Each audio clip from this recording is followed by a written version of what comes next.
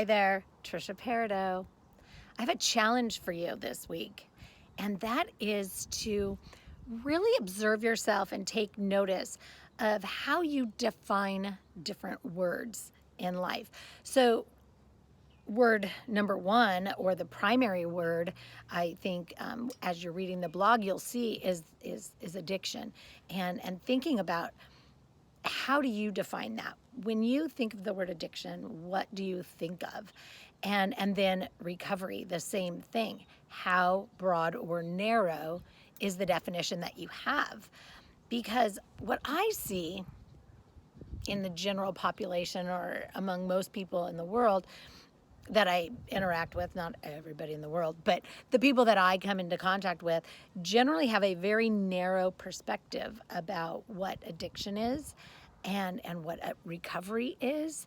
And so if we get pretty literal with it and we look at the true definition, you know, there's a lot of different things that we can become addicted to.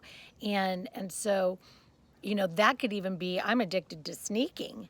Like, I don't have to hide this candy bar, but you know what? I would rather sneak it and eat it because it gives me a different feeling inside when I'm eating something secretively and nobody knows about it than it does when I'm sitting down and eating a candy bar right there in front, front and center, and everybody's sitting around. Like, there's a different type of sensation or feeling or emotional process that goes on. So the same with, you go shopping and maybe, you're there and you're doing your errands and you're getting all the things on your to-do list. So you feel really good about that and you're checking your boxes.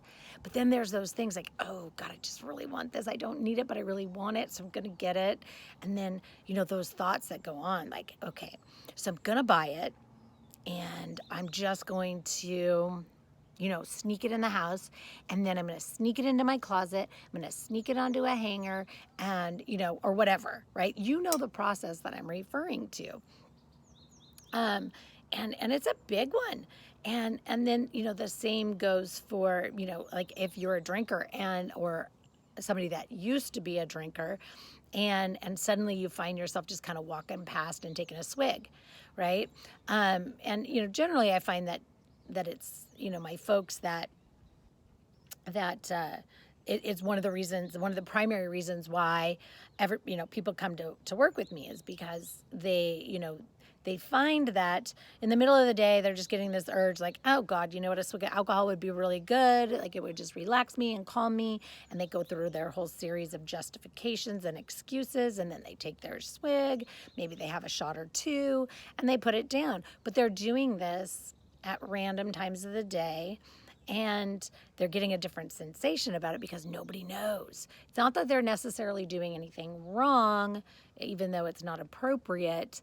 It still becomes an addictive behavior. It still becomes something that we think about, we pine after, and are drawn to or urged have this urge to do.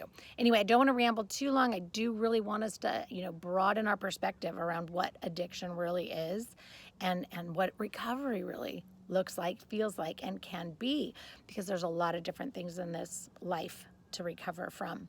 So check out the blog. Let's have a conversation, and please be on the watch. Next month, we've got some really exciting things coming out. Number one thing's going to be a really amazing webcast with 3 new strategies on how to overcome deceitful drinking. So we'll talk to you soon. Bye.